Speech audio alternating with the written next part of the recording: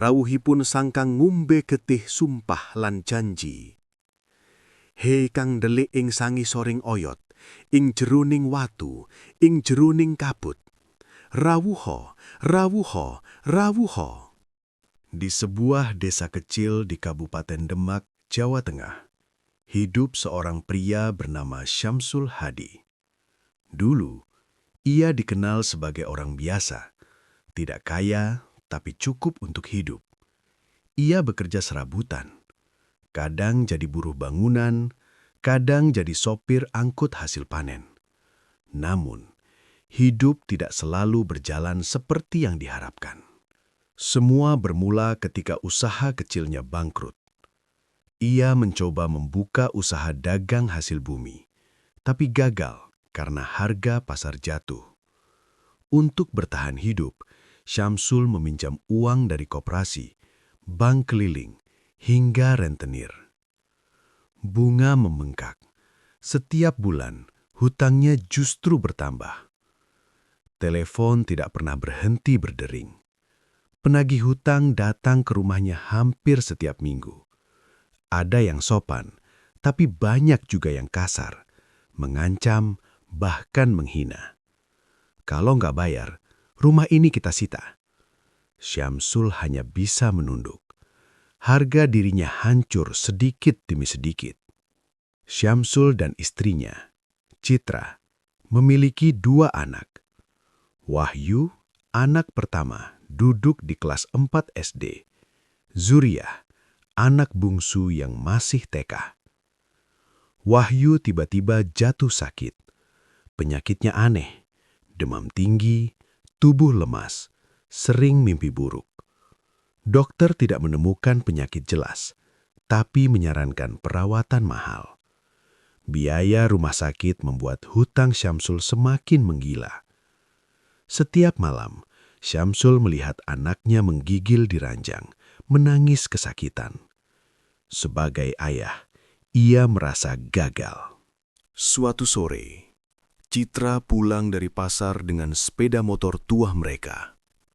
Di tikungan jalan desa, sebuah truk pengangkut tebu melaju kencang dan menabraknya. Citra selamat, tapi kakinya hancur. Dokter mengatakan ia tidak akan bisa berjalan normal lagi. Sejak saat itu, Syamsul menjadi satu-satunya tulang punggung keluarga. Syamsul berkeliling Demak, Kudus, hingga Jepara mencari pekerjaan. Ia melamar ke pabrik rokok, gudang, proyek bangunan, bahkan ke koperasi. Semua menolak. Ada yang bilang usianya terlalu tua. Ada yang bilang tidak ada lowongan. Ada juga yang terang-terangan menolak karena pendidikan rendah.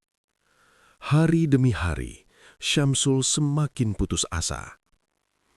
Barang-barang rumah dijual satu persatu.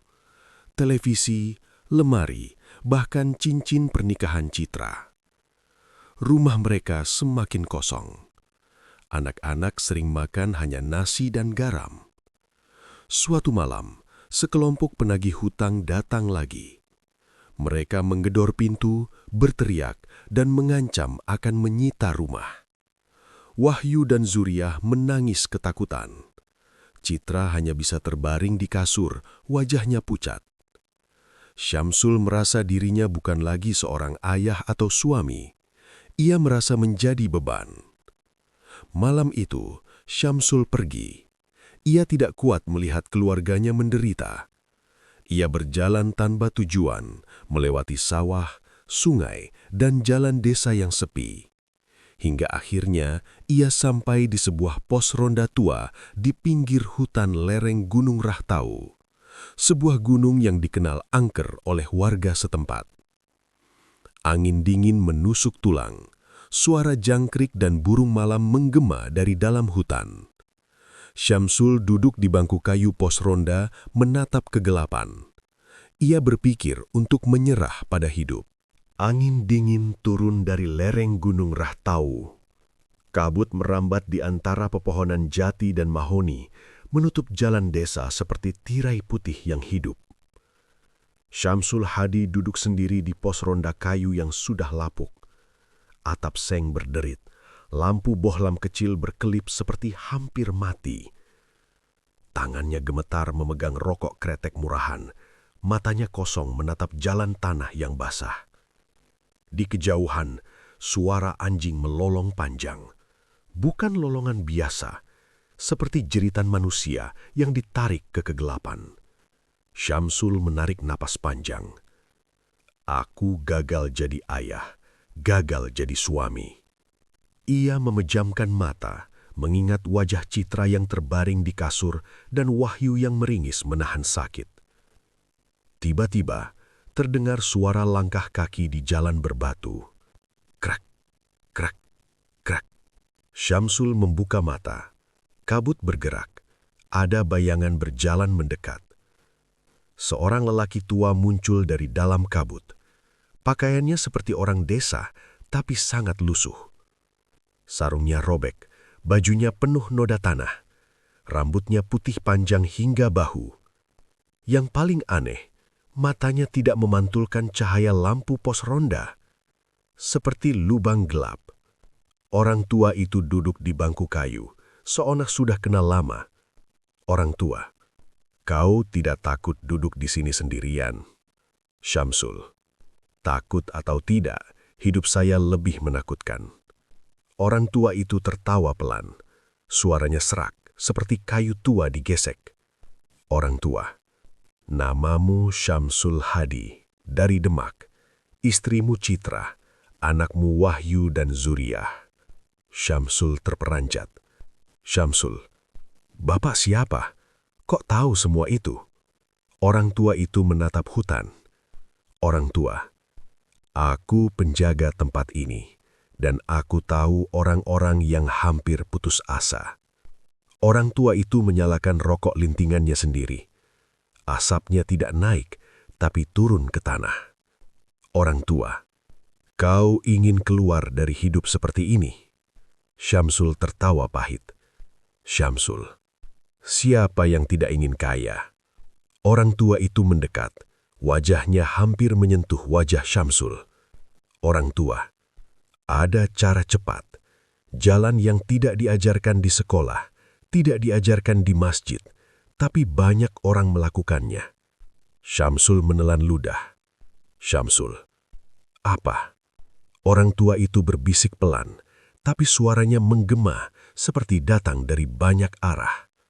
Pesugihan Buto Ijo. Angin tiba-tiba berhenti. Serangga berhenti bersuara.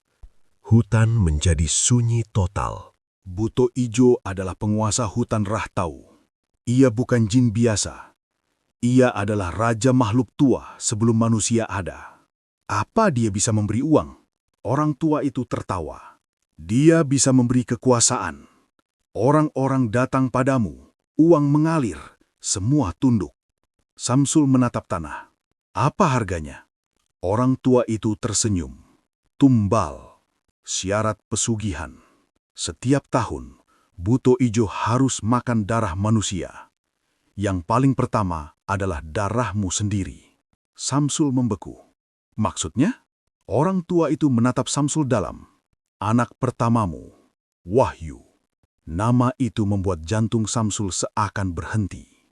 Syamsul berdiri, berjalan mondar-mandir di pos ronda. Tidak, itu anakku. Aku tidak bisa. Orang tua itu menatapnya dingin. Kalau kau tidak sanggup, kau akan tetap miskin. Wahyu mungkin mati karena sakit. Citra akan tetap lumpuh. Zuriyah tumbuh tanpa masa depan. Syamsul terdiam. Orang tua itu mendekat lagi. Kau hanya mempercepat takdir, tapi kau akan membuat hidup mereka nyaman sebelum itu. Kalimat itu menusuk seperti racun. Undangan ke hutan Rahtau. Kalau kau setuju, ikut aku sekarang. Ritual harus dilakukan sebelum ayam jantan berkokok. Kabut semakin tebal. Lampu pos ronda mati. Syamsul berdiri di kegelapan. Siapa Bapak? Orang tua itu tersenyum aneh. Aku hanya perantara. Aku yang mengantarkan orang-orang seperti kau kepada Buto Ijo. Saat Syamsul menoleh lagi, wajah orang tua itu tidak lagi manusia. Matanya merah, giginya panjang, kulitnya kehijauan. menuju hutan terlarang. Samsul mengikuti orang tua itu masuk ke hutan. Mereka melewati jalur pendakian yang jarang dilalui warga. Pohon besar berdiri seperti raksasa. Akar menggantung seperti tangan yang ingin menarik manusia ke tanah. Setiap langkah terasa berat. Adara berbau tanah basah dan darah. Di kejauhan, terdengar suara gamelan pelan, padahal tidak ada desa di sana. Tempat ritual. Mereka sampai di sebuah pohon beringin tua yang dipercaya warga sebagai tempat angker. Di sekitarnya, ada batu-batu kuno seperti altar. Orang tua itu menata sesajen. Kepala kambing hitam, darah ayam cemani, kain putih mori, kembang setaman, uang koin kuno, tanah kuburan dari makam tua Demak. Orang tua berkata, "Duduk, jangan bicara apapun. Kalau kau menoleh ke belakang, kau tidak akan pulang." Samsul duduk bersila, tangannya gemetar. Hutan Gunung Rahtawu semakin sunyi. Angin yang tadi berhembus perlahan mendadak berhenti, seolah seluruh alam menahan napas. Orang tua itu duduk bersila di depan pohon beringin raksasa. Syamsul duduk di belakangnya, lutut gemetar, tangan dingin oleh keringat. Dengan ujung ranting, orang tua itu menggambar simbol-simbol aneh di tanah. Garis melingkar, segitiga, dan tulisan Jawa kuno yang tidak pernah Syamsul lihat sebelumnya.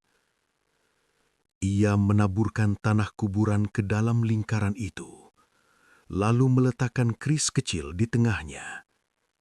Lampu teplok di samping mereka mulai berkedip. Mantra pembuka. Orang tua itu menarik nafas panjang. Suaranya rendah, bergetar, seperti berasal dari perut bumi. Siro kang tuwa, siro kang lawas, siro kang wus ana sadurunge manungsa kawujud. Siro kang lungguh ana jroning lemah, ana pucuk gunung, ana sangisoring wit ageng. Siro kang wasani pepeteng, angin wengi, lan swara alas sing ora katon. Kawula nyuwun rawuhipun. Rawuhipun sang pangarsa alas, pangarsa gunung, pangarsa pepeteng. Rawuhipun sang kang ora kasawang, nanging tansah nyawang manungsa. Rawuhipun sang kang ngumbe getih sumpah lan janji. He kang ndelik ing sangisoring oyot, ing jeroning watu, ing jeroning kabut. Rawuha, rawuha, rawuha. Buta ijo. Buta ijo, buta ijo. Kawula ngaturake sesaji bumi lan langit, kembang setaman, lemah kuburan, banyu peteng, lan getih makhluk urip. Kabeh minangka pambuka lawang, pambuka janji, pambuka ikatan. Kawula ngaturake manah lan badan, kawula ngaturake sumpah lan pasrah. Kawula nyawiji ing janji lan getih. Getih iki minangka pratandha prasetya. Getih iki minangka sandingan roh lan sukma. Getih iki minangka kunci lawang pepeteng. He kang tuwa, kang lawas, kang ora nate mati. Rawuha ing panggilan kawula. Rawuha ing wewengkon iki. Rawuha ing sangisoring wit iki. Manungsa iki nyuwun pangayoman lan panguripan, nyuwun pondo, nyuwun panguwasa, nyuwun kaluhuran. Nyuwun supaya kabeh manungsa tunduk lan sujud. Nanging manungsa iki wis siap mbayar rega, wis siap ngaturake tumbal pisanan, wis siap ngaturake jiwa lan garis getih. He buta ijo, pangarsa alas, pangarsa pepeteng, pangarsa kasunyatan sing didelikake. Tampanen janji iki, tampanen getih iki, tampanen pasrah iki. Yen sumpah iki dilanggar, yen prasetya iki dikhianati, muga sira njupuk kabeh sing diduweni, njupuk bondo, njupuk kulawarga, njupuk nyawa. Hei sang pangarsa pepeteng, kawula nelak rawuhipun. Kawula nelak rawuhipun. Kawula nelak rawuhipun. Rawuha, rawuha, rawuha. Buta ijo, buta ijo, buta ijo. Syamsul menelan ludah, jantungnya berdetak sangat keras. Mantra perjanjian darah. Orang tua itu menusukkan ujung keris ke telapak tangannya sendiri. Darah menetes ke tanah. Kawula manyiji ing janji lan getih. Getih iki minangka tondo pasrah lan prasetyo. Sing jaluk dudu kawula, nanging manungsa ing ngarep kawula. Ia menunjuk Syamsul tanpa membuka mata. Orang tua itu berbisik, "Sekarang ucapkan niatmu. Jangan ragu, keraguan membuatmu gila." Syamsul gemetar. "Syamsul. Aku, Syamsul Hadi. Aku datang meminta kekayaan dan kekuasaan. Aku siap membayar apapun yang diminta." Orang tua itu mengangguk pelan. Mantra pemanggilan utama. Nada suara orang tua itu berubah. Lebih keras, lebih dalam, tidak lagi terdengar seperti manusia tua. "He, sing delik ing sangi soreng wit, ing jerone lemah, ing dure gunung. Kawula nelakake rawuhipun, buto ijo, buto ijo, buto ijo." Setiap nama disebut, tanah di sekitar lingkaran ritual bergetar pelan. Lampu teplok tiba-tiba padam. Kabut turun sangat tebal, menutup jarak pandang hanya beberapa meter. Tanah bergetar pelan. Angin berputar, daun-daun terangkat. Hutan berubah sunyi total. Lalu, sesuatu muncul dari dalam kabut. Kabut terbelah. Dari balik kabut, terdengar suara langkah berat, seperti batang pohon diseret di tanah. Suara nafas besar menggema di antara pepohonan. Lalu, bayangan raksasa muncul di depan mereka. Tubuhnya tinggi hampir 3 meter. Kulitnya hijau gelap seperti lumut basah. Matanya merah menyala seperti bara api. Rambutnya panjang kusut seperti akar pohon. Saat ia melangkah mendekat, tanah bergetar.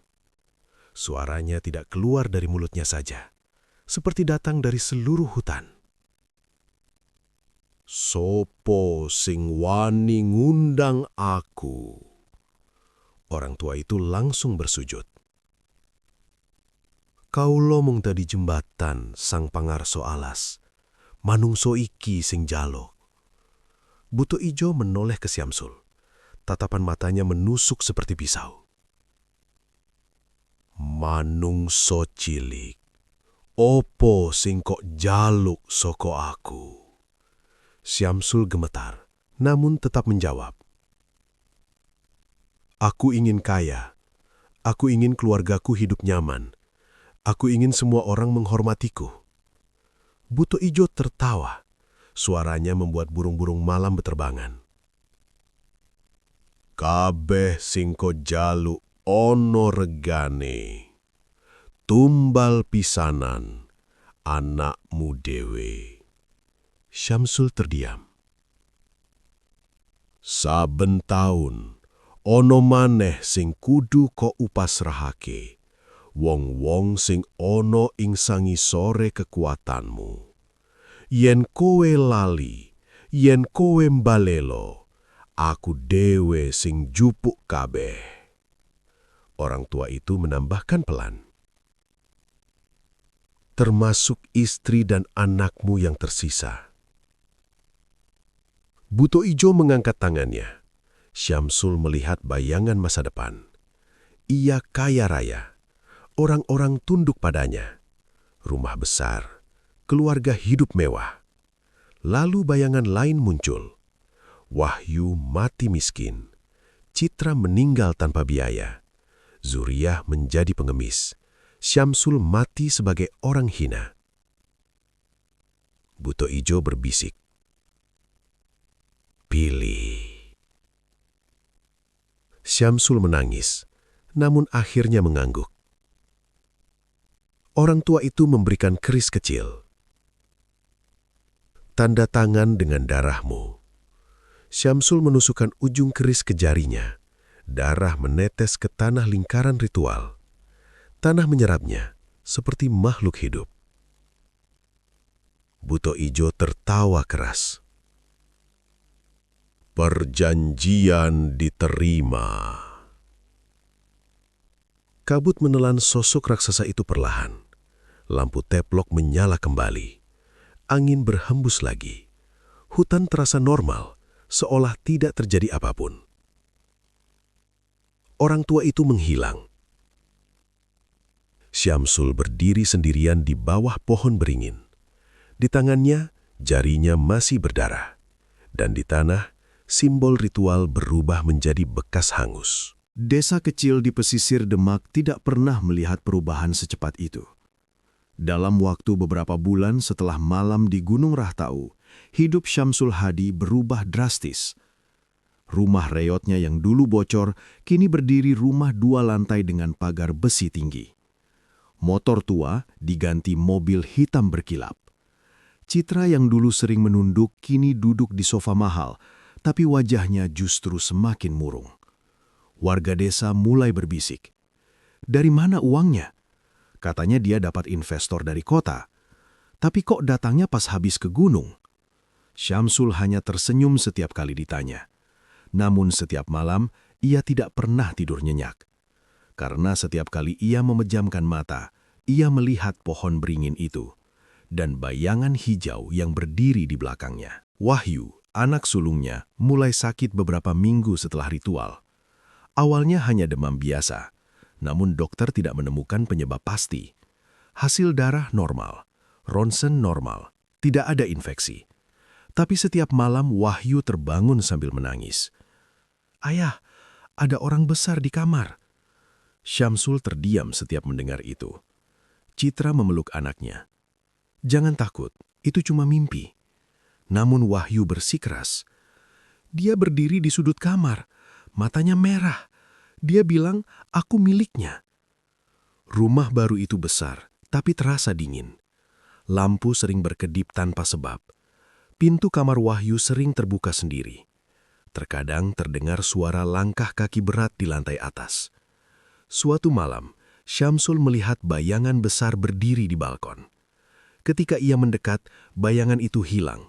Namun di kaca balkon, ia melihat refleksi wajahnya sendiri. Dan di belakangnya, ada wajah hijau tersenyum. Malam Jumat Kliwon pertama setelah ritual, Syamsul bermimpi. Ia kembali berdiri di bawah pohon beringin Gunung Rahtau. Buto Ijo berdiri di depannya.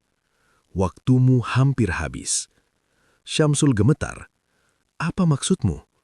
"Bulan purnama berikutnya, kau tahu apa yang harus kau serahkan." Syamsul terbangun dengan keringat dingin. Ia tahu itu bukan mimpi biasa. Hari demi hari, Wahyu semakin lemah. Citra semakin sering menangis. Syamsul duduk di ruang tamu besar sendirian, memandangi uang dan dokumen koperasi yang terus bertambah. Ia teringat masa lalu. Tidur di pos ronda, dikejar rentenir, tidak punya uang untuk membeli obat anaknya. Sekarang ia punya segalanya, tapi harga yang harus dibayar sudah jelas. Ia mulai bicara sendiri. "Aku hanya ingin keluarga bahagia. Aku tidak berniat menyakiti siapapun." Namun setiap kali ia melihat Wahyu, hatinya seperti diremas. Bulan purnama datang dengan sangat terang. Wahyu masuk rumah sakit. Dokter berkata kondisinya menurun drastis tanpa penyebab medis yang jelas. Malam itu, Syamsul duduk di samping randang anaknya. Wahyu membuka mata dan tersenyum lemah. "Ayah, orang hijau itu bilang besok aku akan pulang ke rumahnya." Syamsul menggenggam tangan anaknya. "Rumah siapa?" "Rumah di hutan. Dia bilang itu rumah ayah juga nanti." Citra menangis di luar ruangan. Keesokan paginya, Wahyu tidak bangun. Dokter menyatakan meninggal dalam tidur. Tidak ada tanda kekerasan, tidak ada penyakit jelas, seperti jiwa yang pergi begitu saja. Syamsul berdiri kaku di ruang jenazah. Ia tahu ini bukan kebetulan. Ini adalah pembayaran pertama. Setelah kematian Wahyu, sesuatu di dalam diri Syamsul berubah. Ia tidak lagi menangis. Ia tidak lagi merasa bersalah. Sebaliknya, bisnisnya berkembang lebih cepat. Orang-orang semakin percaya padanya. Uang mengalir seperti tidak ada batas. Syamsul mulai berpikir, kalau satu nyawa bisa mengubah hidup seperti ini, berarti perjanjian itu nyata. Ia mulai menerima nasibnya. Syamsul mendirikan koperasi besar. Warga desa dan kota datang meminjam uang. Ia dikenal sebagai dermawan di depan publik. Namun di balik layar, ia kejam pada yang telat bayar. Kalau tidak bisa bayar, jangan pinjam. Ia menikmati kekuasaan. Orang-orang takut padanya. Dengan uang dan pengaruh, Syamsul berubah menjadi pria yang haus kesenangan. Ia sering pergi ke kota, ke tempat hiburan malam, mengganggu istri orang, memamerkan kekayaan. Citra hanya bisa menatap dari rumah besar yang sepi. "Mas, kita kehilangan Wahyu. Kenapa kamu seperti ini?" Syamsul hanya tersenyum dingin. Ini harga kesuksesan. Setahun setelah kematian Wahyu, salah satu pegawai koperasi meninggal dalam kecelakaan aneh. Tahun berikutnya, pegawai lain sakit mendadak. Nasabah mengalami musibah beruntun. Warga mulai mengaitkan semuanya dengan Syamsul. Setiap kali ada orang mati, usahanya tambah besar. Namun tidak ada yang berani bicara langsung. Setiap malam, Syamsul mendengar suara tawa berat dari ruang kosong. Bayangan besar sering terlihat di koridor. Citra sering bermimpi Wahyu berdiri di sudut kamar, memanggil ibunya. Zuriyah, anak bungsu, mulai takut tidur sendiri. "Ayah, ada orang besar berdiri di depan rumah." Syamsul hanya diam. Ia tahu siapa itu. Syamsul berdiri di balkon rumahnya melihat desa yang dulu merendahkannya. Kini semua orang tunduk. Namun di balik kemewahan itu, ia tahu, ia sudah tidak bisa kembali. Jiwanya sudah terikat pada hutan, pada pohon beringin, pada buto ijo.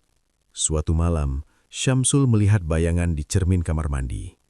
Buto ijo berdiri tepat di belakangnya. "Anakmu sudah kuambil. Sekarang waktunya orang-orang yang bekerja untukmu." Syamsul tersenyum tipis, tapi matanya kosong. "Ambil saja, asal aku tetap kaya." Dan sejak malam itu, kutukan koperasi Syamsul Hadi benar-benar dimulai. Dalam waktu 2 tahun, nama Syamsul Hadi dikenal di seluruh Demak dan sekitarnya. Ia bukan lagi pria miskin yang tidur di pos ronda. Ia kini disebut Pak Haji Syamsul, tokoh kaya yang semua orang hormati. Koperasi simpan pinjam miliknya berdiri megah di pinggir jalan raya. Plang besar bertuliskan, Koperasi Harapan Makmur Bersama. Setiap hari orang datang. Petani, pedagang kecil, buruh pabrik, bahkan pengusaha kecil kota. Syamsul duduk di kursi empuk ruang direktur, dikelilingi pegawai yang selalu menunduk. "Pak Syamsul orang baik, cepat kasih pinjaman," kata orang-orang. Namun tidak ada yang tahu, uang yang mengalir itu selalu datang setelah malam Jumat Kliwon. Setiap Jumat Kliwon, Syamsul pergi sendirian ke rumah lama orang tuanya di pinggir desa. Di belakang rumah itu ada pohon beringin kecil. Di sana ia membawa nasi tumpeng kecil, kembang setaman, rokok kretek, kopi pahit, dan uang koin kuno. Ia duduk bersila dan berbisik pelan. "Aku tidak lupa janjiku." Angin selalu berhenti saat ia selesai bicara. Kadang ia mendengar tawa berat dari balik pohon. Pegawai koperasi pertama bernama Pak Slamet, kepala bagian keuangan. Ia orang paling setia dan paling tahu rahasia uang koperasi. Suatu malam, Pak Slamet pulang lembur. Keesokan paginya, ia ditemukan tak bernyawa di dalam mobilnya di pinggir sawah.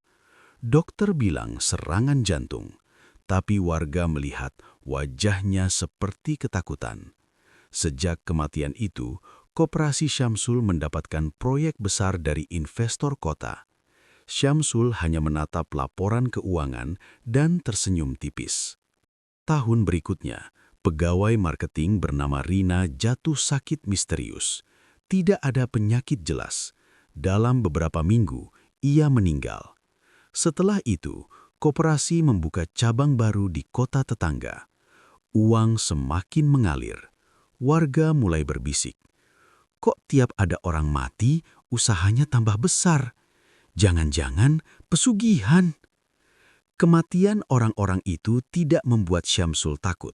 Sebaliknya, ia merasa perjanjiannya bekerja sempurna. Ia mulai hidup mewah tanpa peduli siapapun. Mobil berganti setiap tahun. Ia sering ke kota besar, ke tempat hiburan malam. Ia dikenal sebagai pria yang suka menggoda istri orang. Suatu malam, Citra bertanya dengan suara lelah, "Mas, kita sudah kaya, tapi kenapa rasanya rumah ini makin dingin?" Syamsul hanya tertawa kecil. "Kamu terlalu banyak berpikir." Citra sering mendengar suara langkah kaki berat di lantai atas rumah mereka, padahal tidak ada orang. Ia juga sering bermimpi Wahyu berdiri di tangga menatapnya tanpa bicara. Kadang, wajah anak itu berubah seperti bayangan hijau. Citra mulai sholat lebih sering. Ia takut rumah mereka bukan lagi tempat yang aman. Zuriyah, anak bungsu, mulai berbicara tentang paman besar yang datang ke rumah.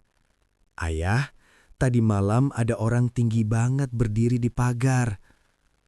Syamsul berhenti makan.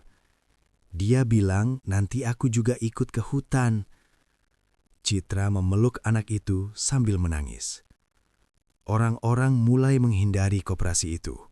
Mereka takut pinjam uang. Ada cerita aneh. Debitur yang gagal bayar mengalami musibah. Ada yang kehilangan usaha.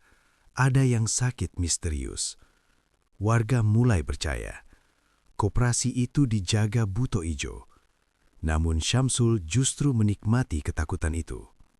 Suatu hari, seorang orang pintar dari luar desa datang. Ia berkata pada warga, "Tempat ini berat, ada perjanjian tua yang diaktifkan lagi." Ia mencoba menemui Syamsul, namun Syamsul menolak.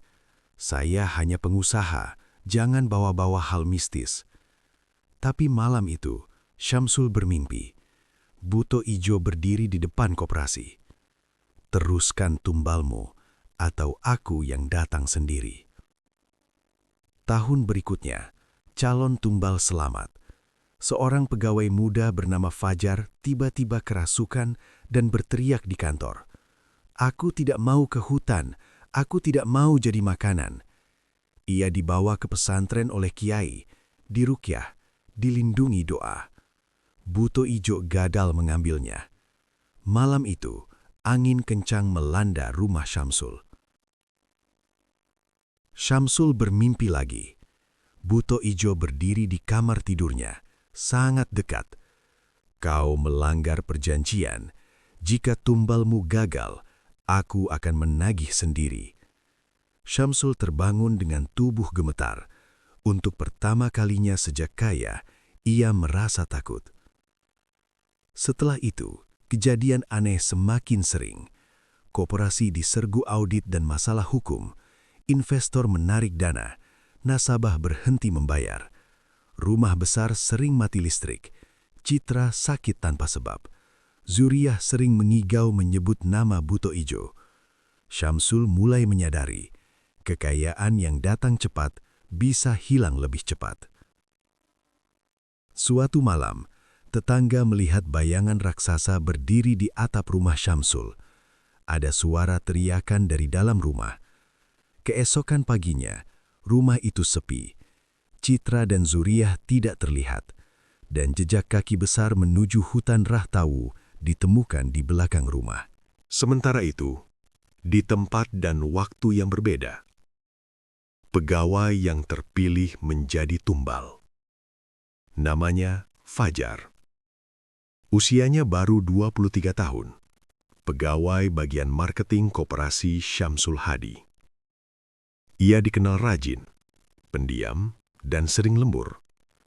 Namun sejak beberapa minggu terakhir, wajahnya pucat, matanya cekung, dan sering melamun menatap kosong. Suatu sore, di kantor koperasi, Fajar tiba-tiba berdiri dan menatap Syamsul dari kejauhan. Dengan suara datar, ia berkata pelan, "Bapak sudah bayar harga. Sekarang giliran saya." Syamsul hanya tersenyum tipis, seolah paham maksudnya. Malam Jumat Kliwon, Fajar pulang ke rumah kontrakannya di pinggir desa. Sekitar pukul 2 dini hari, tetangganya mendengar teriakan. "Jangan bawa aku ke hutan! Jangan bawa aku ke pohon itu!" Tetangga mendobrak pintu. Mereka menemukan Fajar duduk di lantai. Tubuhnya gemetar, matanya menatap ke sudut ruangan. "Dia datang. Orang besar warna hijau. Dia berdiri di pintu." Fajar pingsan. Keluarga Fajar panik. Mereka membawa Fajar ke sebuah pesantren tua di pinggir Demak. Pengasuhnya dikenal sebagai kiai yang paham ruqyah dan ilmu batin. Kiai itu bernama Kiai Hasan Basri. Ketika Fajar dibaringkan di ruang tamu pesantren, Kiai Hasan menatapnya lama. "Anak ini tidak sakit biasa," katanya pelan. "Ada perjanjian yang ingin mengambilnya." Awal ruqyah. Malam itu, ruangan pesantren hanya diterangi lampu temaram. Beberapa santri duduk melingkar, membaca Al-Quran dengan suara pelan. Fajar terikat kain putih di tangan dan kakinya, agar tidak melukai diri sendiri. Kiai Hasan duduk di samping kepalanya. "Fajar, kalau kau bisa mendengar, ucapkan syahadat." Fajar membuka mata, namun suaranya berubah berat. Dia sudah berjanji. Dia sudah menyerahkan. "Anak ini milikku."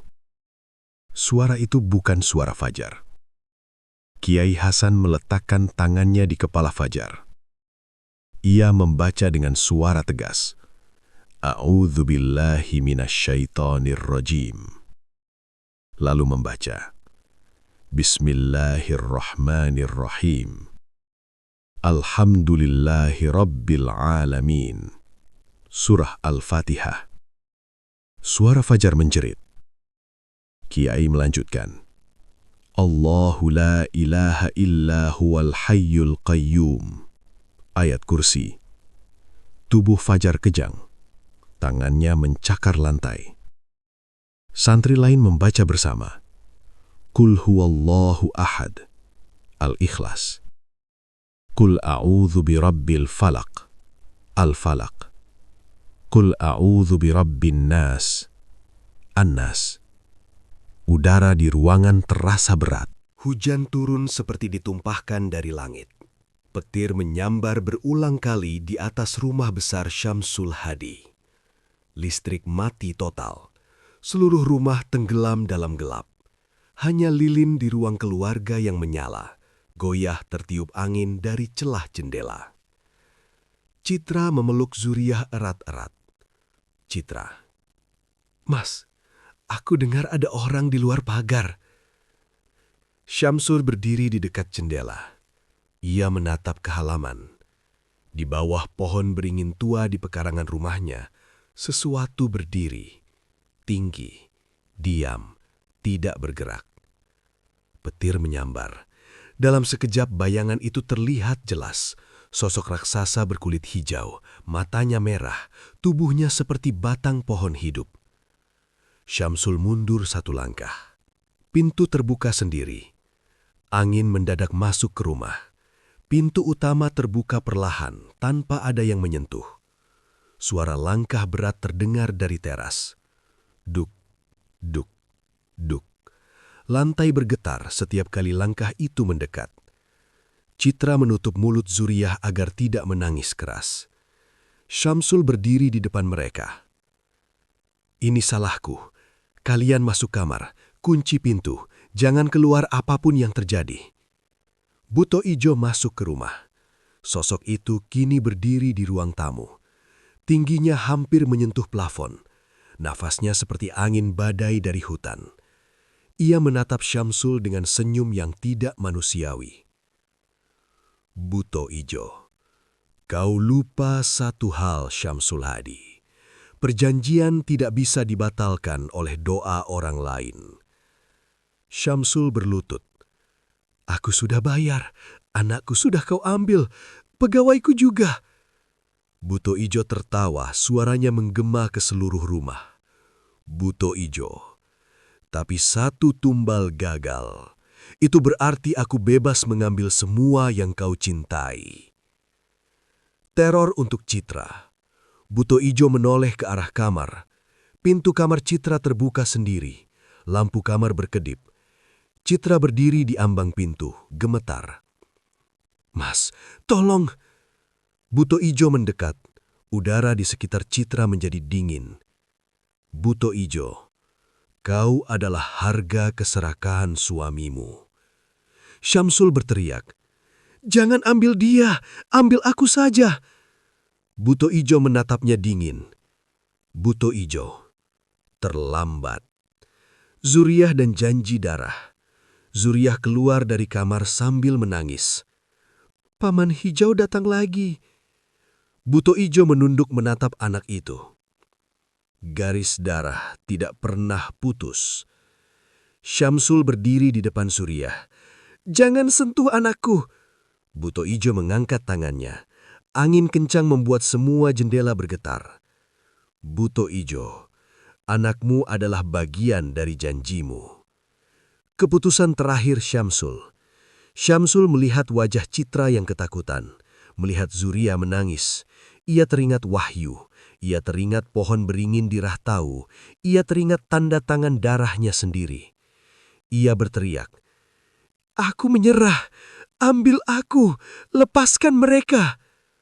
Buto Ijo mendekat, wajahnya hanya beberapa senti dari wajah Syamsul. "Buto Ijo, manusia selalu menawar di akhir." Petir menyambar sangat keras. Seluruh rumah bergetar. Tetangga mendengar jeritan panjang dari rumah Syamsul. Anjing-anjing desa melolong. Ketika petir berikutnya menyambar, bayangan besar terlihat membawa sesuatu menuju arah hutan. Pagi hari, warga datang ke rumah Syamsul. Pintu terbuka, rumah kosong. Tidak ada tanda perlawanan, tidak ada barang hilang. Citra dan Zuriyah tidak ditemukan. Syamsul juga menghilang. Di halaman rumah, tanah di bawah pohon beringin retak membentuk simbol aneh. Dan jejak kaki besar menuju arah Gunung Rahtau terlihat di tanah basah. Sejak malam itu, koperasi Syamsul bangkrut. Investor pergi, bangunan terbengkalai. Warga tidak berani mendekati rumah itu setelah maghrib. Ada yang melihat bayangan besar berdiri di balkon pada malam tertentu. Ada yang mendengar suara anak kecil memanggil ibunya. Orang-orang percaya Syamsul tidak mati. Ia hanya menjadi bagian dari hutan Rahtau. Dan setiap beberapa tahun, ada orang baru yang hilang setelah bermimpi tentang pria tua dan tawaran kekayaan instan. Karena Buto Ijo selalu mencari perjanjian baru. Kisah Syamsul Hadi adalah peringatan bahwa kekayaan instan selalu menuntut harga yang tidak bisa dibayar dengan uang. Dan di lereng Gunung Rahtau, Ada sesuatu yang masih menunggu orang-orang putus asa yang siap menukar segalanya. Kisah Syamsul Hadi mengajarkan satu hal yang sering dilupakan manusia. Tidak ada kekayaan yang datang tanpa harga, dan harga paling mahal adalah jiwa serta keluarga sendiri. Keserakahan membuat manusia berani menandatangani perjanjian dengan kegelapan. Awalnya terlihat seperti jalan pintas menuju kesuksesan, tapi perlahan perjanjian itu menggerogoti hati, iman, dan rasa kemanusiaan. Syamsul bukan langsung menjadi monster. Ia hanya seorang manusia yang takut miskin, takut gagal, dan ingin dihormati. Namun saat keinginan mengalahkan nurani, ia kehilangan hal paling berharga: anak, istri, dan dirinya sendiri. Jalan pintas selalu punya jalan pulang yang sangat mahal. Kekayaan tanpa berkah hanya akan membawa ketakutan dan kehancuran. Perjanjian gelap bukan hanya dengan makhluk gaib. Kadang manusia membuat perjanjian gelap dengan keserakahan di dalam dirinya sendiri. Jika hidup terasa berat, rezeki terasa sempit, dan masa depan terasa gelap, ingatlah bahwa rezeki yang sedikit tapi halal jauh lebih tenang. Keluarga dan iman jauh lebih berharga daripada kekayaan instan. Kesabaran memang lama, tapi tidak pernah meminta tumbal. Kisah Syamsul Hadi adalah pengingat bahwa tidak semua kekayaan datang dari cahaya. Kadang ada tangan gelap yang menunggu untuk menagih janji, dengan cara yang tidak bisa dibatalkan. Jika kamu pernah merasa hidup terlalu berat, rezeki terlalu sempit, dan godaan jalan pintas terasa menggiurkan, ingatlah bahwa setiap perjanjian dengan kegelapan selalu menuntut tumbal paling mahal. Dan mungkin, di luar sana, buto ijo masih berdiri di lereng Rahtau, menunggu manusia berikutnya yang putus asa. Inilah kisah dari Misteri Jawa. Jika kamu ingin mendengar kisah-kisah horor, legenda kelam, dan rahasia mistis tanah Jawa yang jarang diketahui orang, jangan lupa subscribe dan aktifkan lonceng notifikasi. Karena di channel Misteri Jawa, setiap malam selalu ada cerita yang menunggu untuk dibisikkan ke telingamu.